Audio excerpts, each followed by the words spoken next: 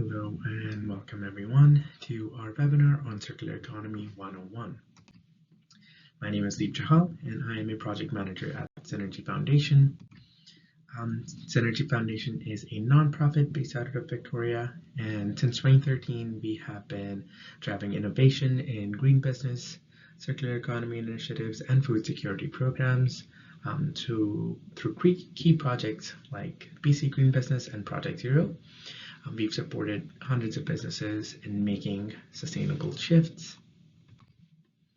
And today we are thrilled to have you here as a part of the Squamish webinar series, which is funded by the province of BC's Rural Economic Diversification and Infrastructure Program. Today we'll explore the fundamentals of circular economy, discuss business solutions, and wrap up with key takeaways you can apply to your own operations. So let's dive in. So today's session is structured into three key sections. The first being an introduction to circular economy, then we'll go over circular business solutions and how they work in practice, and finally key takeaways and resources to help you integrate circular principles into your business. Okay, so let's start by looking at the problem that circular economy is trying to address. And that is in 2020, the mass of human-made materials officially outweighed all living biomass. So this means that everything we've produced, from buildings, cars, plastic, now surpasses the combined weight of all plants, animals, and marine life on Earth. This statistic underscores why we need to rethink our consumption and waste habits. This calculation only included objects that are in use and not waste. With waste included, human-made mass outweighed biomass back in 2013. And we know that we're extracting far too many virgin resources, most of which are destined for pollution with our current linear economic model. And so what we need to do is decouple economic growth and natural resource consumption. So currently, most businesses operate in a linear economy. The traditional linear economy model can be described as by the phrase take, make, waste. So where resources are extracted, produced, distributed, used, and then finally discarded. So this model leads to massive waste and environmental degradation. Whereas in the circular economy model, raw materials and manufactured goods are designed to remain in the system. So to do this, we use processes like reduced consumption, reuse and repair, redistribution, reconditioning, and recycling, all of which are powered by renewable energy. So these are the 5 re-entry mechanisms. As you can see, the inner loops are smaller. These areas of circularity are prioritized first, as they keep the goods and materials in use at their highest value, whereas recycling is seen as the last option, as it uses the most energy and requires major changes to goods. When all other re-entry mechanisms have been exhausted, that is when recycling is utilized. So nearly 93% of all products and materials are destined for landfill, incineration, or left to break down in our waterways and on land at the end of life. This means that of all products, materials, and resources in existence, only a small percentage are re-entering the economy. So why shift to a circular economy model now? Well, there are 2 very compelling reasons for it. Number 1 is to meet climate targets. The Intergovernmental Panel on Climate Change, or IPCC, has stated that to limit warming to 1.5 degrees Celsius above pre-industrial levels, we need to cut our emissions by nearly half by 2030. And circular economy offers promising opportunities to get us headed in that direction.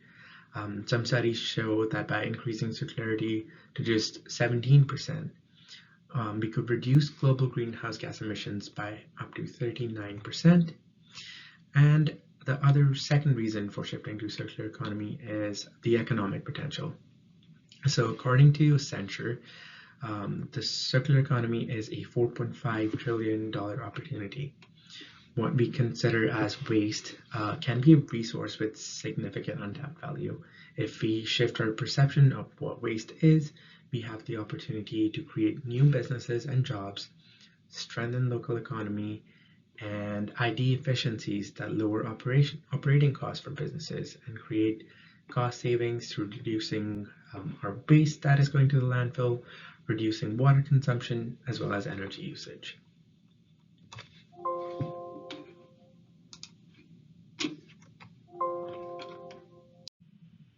And here are some other benefits of circular economy. So creating new revenue streams by changing our perspective on waste and using it as a resource. Adopting circular economy will also help us achieve regional waste targets to stretch capacity of our landfills that are quickly filling up. Circular economy inspires innovation and new entrepreneurial opportunities, increasing the local supply chain resilience by using resources available locally and reducing the amount of waste we generate, and also creating new green jobs.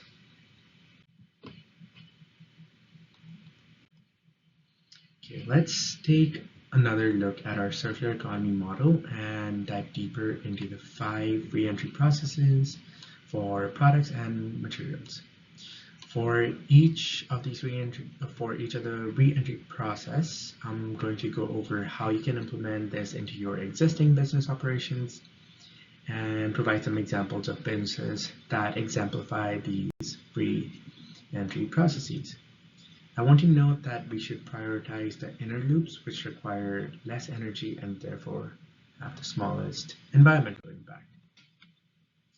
Okay, so looking at the reduced loopback system, which focuses on eliminating waste before it is even created. If we look at our purchasing decisions and consumption, we can start thinking about things like, are we wasting products or consuming efficiently? Is there unnecessary packaging? Can we right-size our food serving to reduce food waste? This can not only reduce waste, but also help reduce costs. Okay, so eliminating waste before it occurs. Some examples of this can be avoiding virgin materials. So look for products that contain recycled content. Most of the paper and packaging products that you purchase have options that contain recycled content, which can generally be found for the same price or are cost comparable. For example, Sugar Sheet here is a printer paper that is derived from a waste byproduct from sugarcane processing, so that does not involve any trees in the process. Furthermore, eliminating unnecessary packaging. So if you're shipping something, ensure that you're not using an oversized packaging, which can help reduce waste and also save some money. Additionally, when it comes to choosing packaging, ensure that your packaging does not contain mixed materials. That is, it is only made with one kind of material. So whether that is cardboard or some sort of paper-based material or hard plastic. Paper fiber mailers are one of the better options if you're shipping something small, but stay clear of biodegradable packaging. That is as they're not accepted at every recycling facility or at the Squamish composting facility, and sometimes compostable packaging, compostable bags can also be confused with regular plastics, leading to contaminations in the waste stream. Bulk or refillable options. So if you are a cafe owner, switching out single-use sugar packets for bulk options, instead of you having single-use stir sticks, having reusable stir sticks. If you are a accommodation provider, use refillable model for guest amenities like shampoo bottles. And efficient consumption. So if there's any new technology available that helps you be more efficient, try investing in that. For example, here I have a Frilo, which is a ceramic device that has an antioxidant effect, doubling the fry oil life, and anti-absorption effects that reduces fried food oil content, saving at least 50% on fryer oil costs. And other examples include looking at Energy Star appliances that use a lot less electricity, and switching out your water fixtures with low flow aerators and fixtures.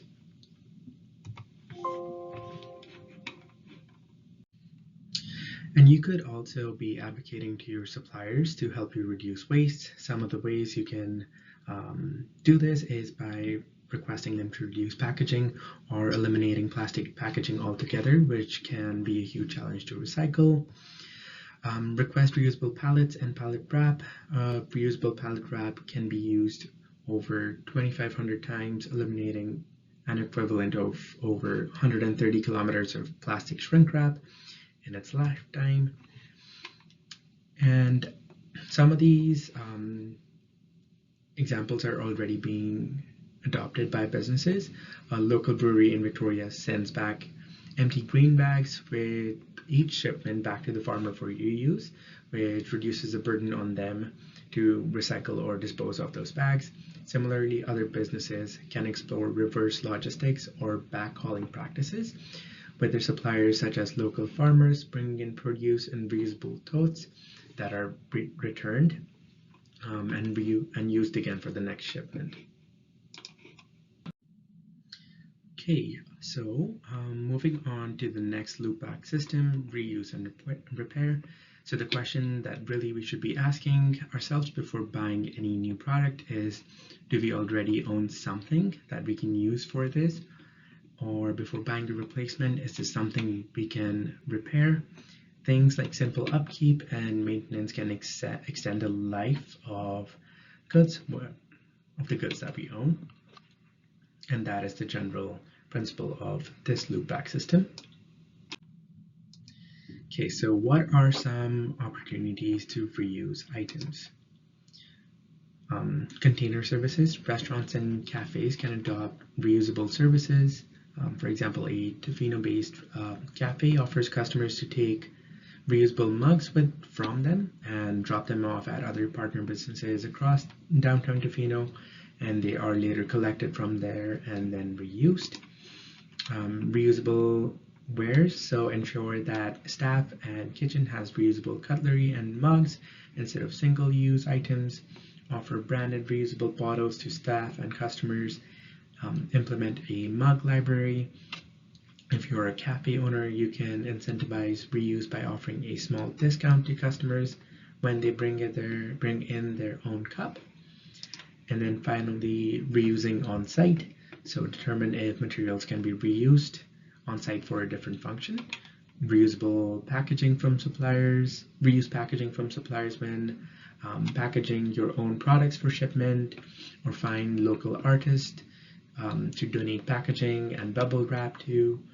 Reuse containers from food suppliers to store homemade sauces and cleaning supplies, or use them as compost buckets. Another local example is a secondhand shop in Squamish collects reusable bags and then uses them again for customers at checkout. And foster a culture of repair within your own community. When it comes to purchasing new items, opt for items that have a long useful life and that can be repaired easily if needed. Repair before replacing. So if an item seems like it's at the end of its life, make sure that you have taken it to be repaired, because that is always prioritized over buying new. Community repair events. So bring your community together, pool your knowledge to keep things in use for as long as possible, and see if there are any local maker spaces that can help with repairs. The district of Squamish also organizes biannual repair cafes, and the Squamish Public Library runs the Library of Things, where they lend out many items that people might not own. And another local resource worth mentioning is the Create Makerspace, which is a local organization that runs workshops and also rents out its space and tools for local makers. Right, so moving on to redistribute, the third loopback system.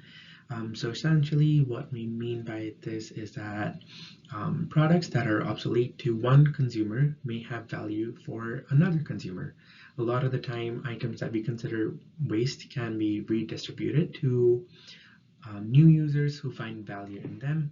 We can do this by reselling, donating, or just sharing with others. So yeah, find new homes for your old products. If you're donating, donate to organizations such as local thrift stores. Squamish Rebuild and Squamish Helping Hands can take items including tools, building supplies, equipment, appliances, cleaning supplies, bedding, the list goes on. So try and donate there first when you're replacing or upgrading your items. And make sure to check their website to see what they're accepting and ensure that all items that are being donated are usable and clean. You can also use social media to provide the local community with an opportunity to pick up items that are of no use to you anymore.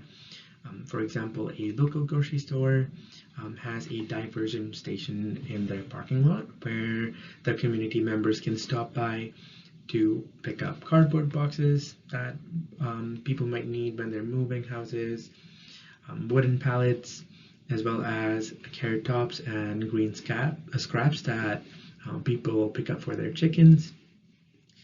And you can also use online marketplaces to sell used but functional items and generate some revenue for your business that way. And I also wanted to share this example of a brewery in Nelson that has diverted over 315,000 liters of spent grain since summer of 2022 from the landfill by donating it to local farmers who use the spent grain either as animal feed or as a soil additive.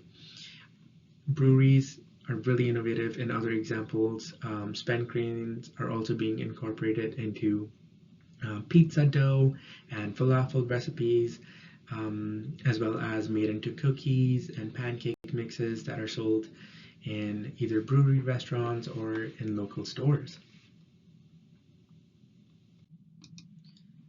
Right, so moving on to recondition, our fourth loopback system. Under recondition, products are taken in to be reconditioned and upgraded for continual use.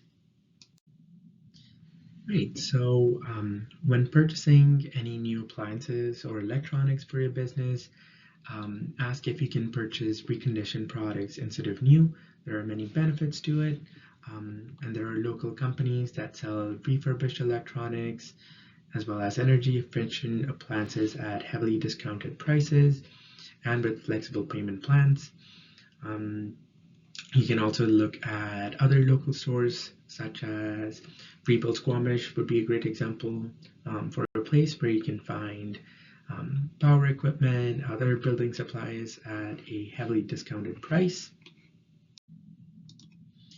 Another great example of a circular economy business in action is this reclaimed lumber business, which salvages lumber and construction waste from old buildings that are destined for demolition. This practice not only creates jobs and creates value out of items that were destined for the landfill, but also saves the environment, because for every ton of salvaged lumber, we also save 5 tons of CO2. And just like that, we are on the final loopback system, which is recycling. This is the final option available and the most energy intensive stage. Products here are broken down to their separate materials and re-enter the production process to create new products. So yeah, when products truly reach the end of their life, recycling is essential. One notable example is a biodiesel diversion company in Duncan that collects used cooking oil and recycles it into renewable biodiesel and a concrete release agent that is used by local construction industry. And yeah, so circular economy in action. When businesses embrace circular practices, they contribute to a stronger and resilient economy and supply chain. And here we created a map of businesses that we have worked with over the years and provide a great example of circular economy in action, and how what initially started as waste for one group of businesses has become a resource for so many other businesses. And so in this map here, we have three businesses: a cafe and catering company, a hotel, and a commercial kitchen that send all of their used cooking oil to the biodiesel company that we talked about in the last slide. And this biodiesel company uses the cooking oil, recycles it into biodiesel, and that is used by a nursery to run their van and by a disposal and prefab company to use for their trucks. And then there's also a paving company on the island that uses both the biodiesel and the concrete release agent, which is also made from the used cooking oil in their daily operations. So with that, I want to leave you with three key takeaways. One, circular economy has significant untapped value and is a space worth investing time and resources in. Two, circular business solutions create opportunity to reduce expenses and build new revenue streams. And finally, businesses can take immediate steps to take advantage of circular efficiencies by assessing, identifying, and mitigating their waste streams.